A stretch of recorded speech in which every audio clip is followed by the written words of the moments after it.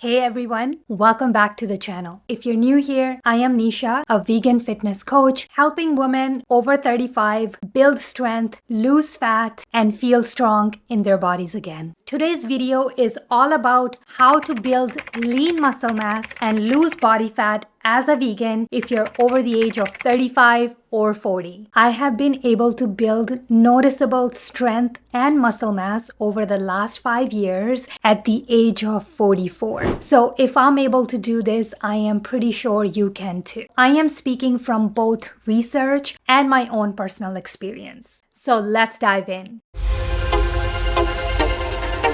Whether you're a vegan or not, the principles of building lean muscle mass are exactly the same. But what gets little tricky as a vegan is prioritizing your protein intake. You need to get enough of protein to trigger what's called muscle protein synthesis. This is the process where your muscle actually grows. Getting enough of protein without being mindful as a vegan gets pretty challenging, but it is completely doable, and my channel is all about helping you get enough vegan protein to build muscle and to get strong. So if you're new around here and you're looking to optimize your vegan protein, I recommend you go check out this video and this video. Both of these videos will help you understand how to optimize your vegan protein without increasing too many calories and carbs as a vegan. Now that we have talked about protein, let's talk about exercise plan. In order to build muscle and lose fat effectively, your workouts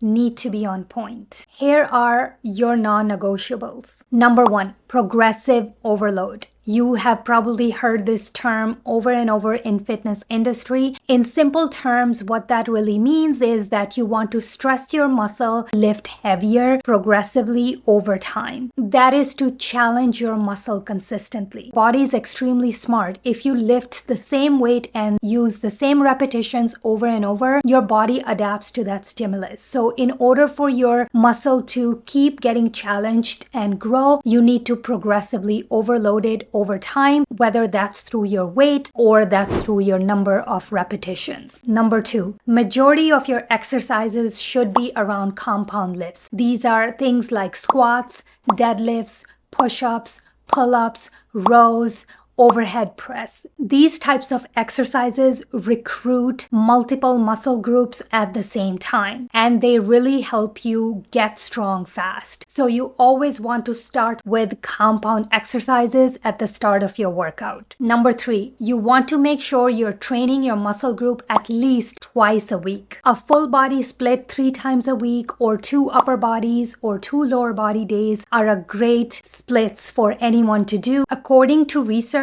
training each muscle group twice a week leads to significantly more hypertrophy, which is muscle gain, compared to training only once a week. The purpose of strength training is to stimulate muscle protein synthesis. This is the process where your body repairs and builds new muscle fibers. This effect of muscle protein synthesis peaks around 24 hours post-workout, and it returns to baseline after 36 to 48 hours in most people. So that means if you train a muscle only once per week, you're missing multiple opportunities to stimulate muscle growth. So let's say in your training session, you're going really hard for your back and you're hitting 5 to 6 sets in that session. According to research, after 5 to 6 sets of going hard per muscle group, muscle building return starts to diminish. So splitting volume over 2 sessions can be more productive and easier to recover from. Think of it like watering a plant. Small, frequent doses of water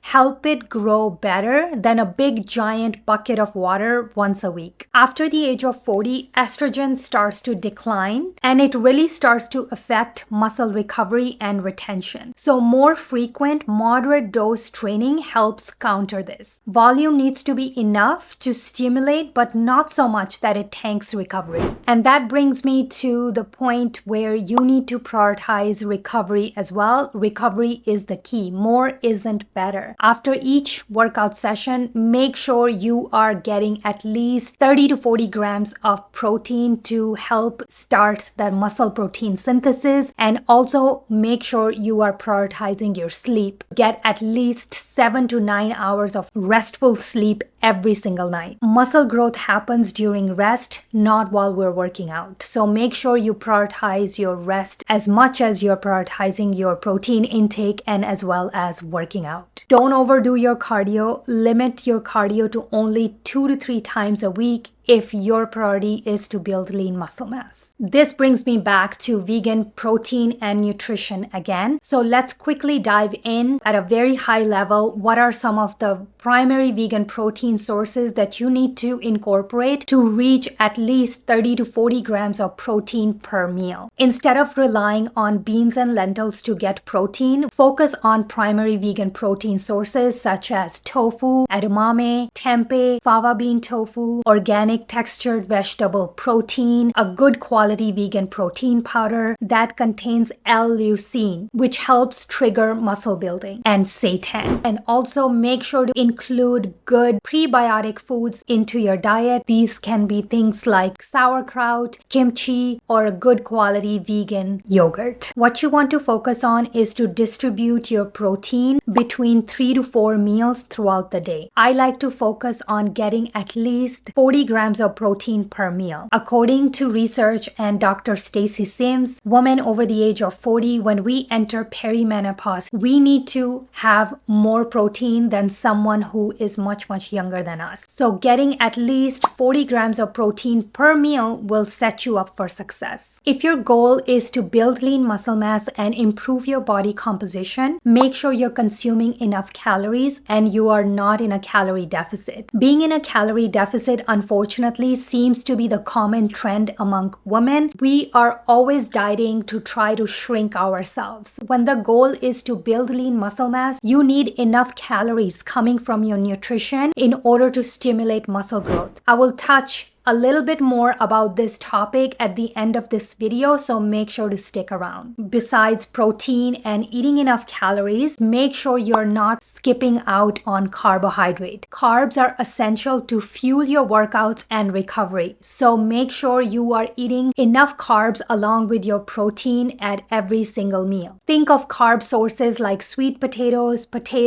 oats, whole grains, rice, or quinoa, etc. That brings me to fat content. You need healthy sources of fat in your diet, especially over the age of 40. So make sure you are also incorporating some avocado oil, nuts and seeds, or avocado with your meals. Now let's quickly talk about supplementation. Supplements are there to help fill the gaps from our nutrition. If you are being consistent with your training at least 6 months to a year, then it is a good time to now start including creatine monohydrate in your diet. Any inexpensive creatine monohydrate works the best. You should supplement with at least 5 grams of creatine monohydrate daily. There is a lot of research on creatine. Creatine really helps with recovery, and it also is great for our brain health. Vitamin D. Make sure you're supplementing with vitamin D if you are not getting enough sun on a day-to-day basis. A good quality multivitamin is an option if you would like to include that as well. I like to include one multivitamin every single day to make sure that I'm covered. Make sure that you invest in a good quality vegan protein powder. My favorite brand is Sprout Living. For US customers, you can save 20% off using my discount code. I will drop the links for that in the description box below. As a final reminder, supplements don't replace food. They support a strong foundation that you've already built through your nutrition and your exercise program, and as well as your lifestyle habits. Now that brings me to the next point, which is lifestyle habits. As I mentioned before, you need to make sure you're getting enough sleep. Muscle repair and growth is heavily influenced by deep and consistent sleep. Manage stress. We women tend to stress over a lot of little things. I know I do that. I constantly remind myself to let go of little things. It's really not worth stressing over those silly little things. So try to manage your stress by being mindful. Go on your mini walk, try meditation, yoga, or a relaxing bath, or reading a nice, calm book. Chronic stress increases cortisol, which can break down your muscle, and it also makes losing fat really hard. So make sure you prioritize managing your stress. And next thing that you need to do is stay consistent and track your progress. Use a training log to track your exercise. Track how many reps you've done for each exercise. Track what weight you lifted, and track how you were feeling that day. By tracking your exercises, you will be able to progressively overload. You won't remember a couple of weeks later what you did 2 weeks ago if you're not tracking. So make sure you are tracking your lifts. Use RPE scale. If you're unfamiliar with RPE scale, make sure to go check out this video here where I go over what RPE scale is. Use either a notepad app or just a notepad from dollar store and start to write down your exercises that you are performing on a week-to-week basis. Make sure you're also taking progress pictures, measurements, and how your clothes fit, or your strength benchmarks. Getting strong at the gym is the best feeling ever, and that is what you should be trying to chase if your goal is to build lean muscle mass. If you've been lifting 10 pounds dumbbell overhead press for a long time, 3 months down the road, you're able to lift 20 pounds without any issues. That means you're getting stronger and you're building lean muscle mass. This brings me to the last point, and that is setting realistic expectations. Muscle building as a natural woman, especially after the age of 40, takes time. It's not going to happen in a few weeks, guys. You have to settle in for long haul. Give it months and years. I have been at it for almost 5 years, and I am still work in progress.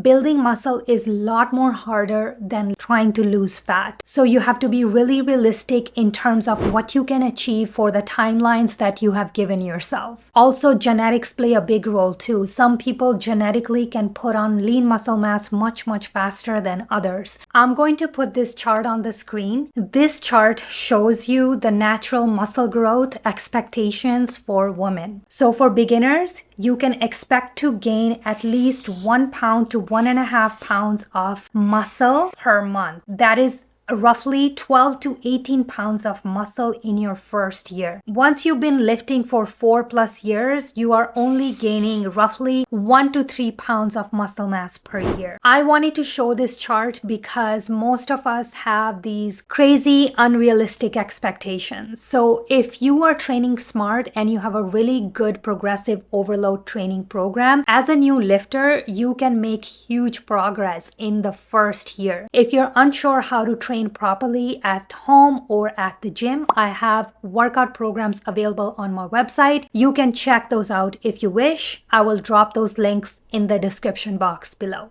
This brings me to the most common questions many of you ask me over and over. And that real question is, should you focus on fat loss or muscle building, or do both at once? So the short answer to this question is yes, it's possible to lose fat and build muscle at the same time. And that is true if you are new to strength training or you're coming back to strength training after a long break. But for most women over the age of 40, choosing a primary focus, whether it's to lose fat or to build muscle mass, will bring better, faster, and more measurable results. And let me quickly dive into this and explain why. After the age of 35 to 40, you naturally start to lose muscle mass, and this process is called sarcopenia. We are losing between 3 to 8% of muscle mass per decade. Hormonal changes, especially reduced estrogen, make building and maintaining muscle mass even more important. Your method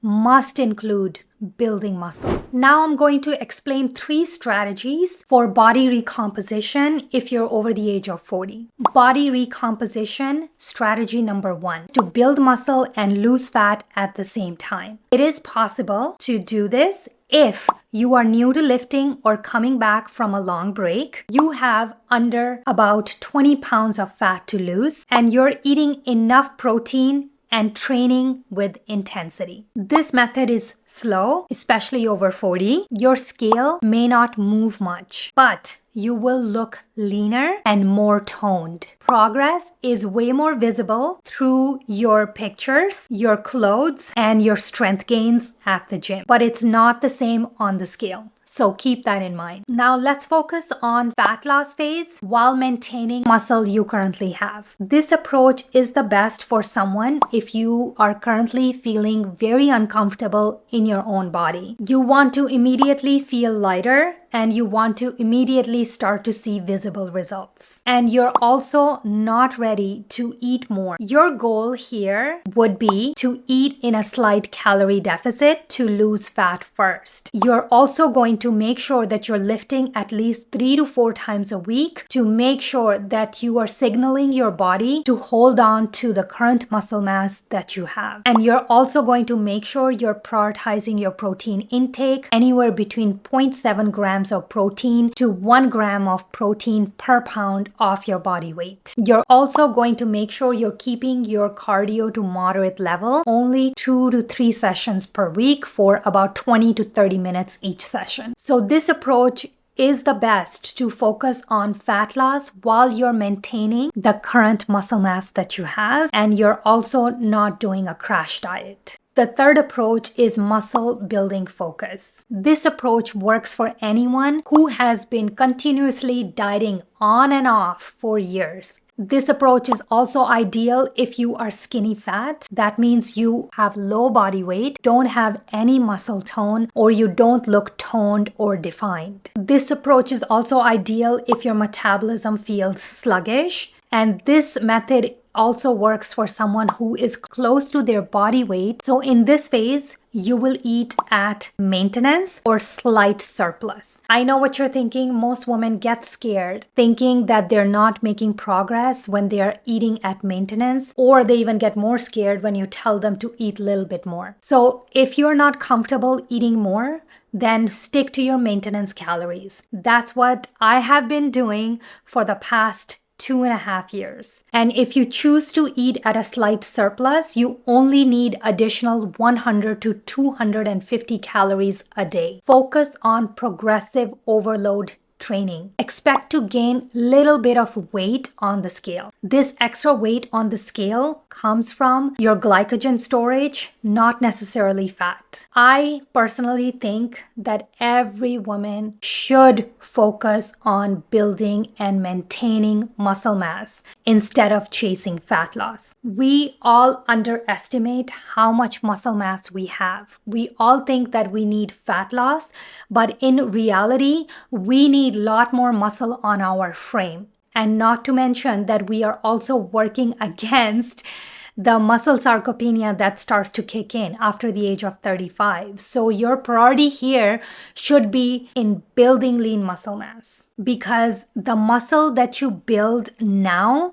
it becomes the foundation for making your fat loss much, much easier later on. And you're going to look more firmer, more toned. You're going to have better energy, and you're also going to have better quality of life. So here's what you should do. If you have 20 pounds or less to lose and you're over the age of 40, train at least 3 to 4 times a week. That has to be your non-negotiable. And then you're going to make sure you're eating enough protein, 30 to 40 grams of protein per meal. You're going to choose your primary focus, fat loss or muscle gain, based on where you are now. And accept that the body recomposition takes time, but it's going to lead to long-lasting results. And that's what we all ultimately want. Make sure to track progress beyond the scale, like I've mentioned before. So in summary, it is definitely possible to lose body fat and build lean muscle mass, but that is only true if you're new to training or you're returning to training after a very long break. The best way to get results after the age of 40 is to focus on one goal at a time. And keep in mind, guys, muscle building, no matter which phase you choose, should always